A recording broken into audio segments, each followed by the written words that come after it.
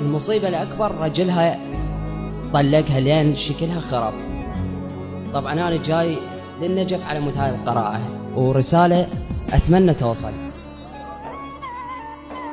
بأحد الانفجارات امرأة تعرضت إلى حرق كامل،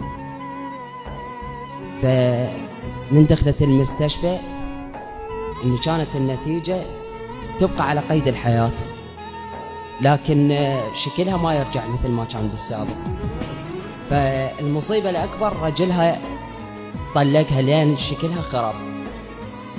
فهي تقول لرجلها، تقول له ترجيت بيها شكثر، النار ما تعتذر، ومن حلفتها بخيم ترجيت بيها شكثر، النار ما تعتذر، ومن حلفتها بخيم ما أدري شو تذكرت شو بقت من كل كتر.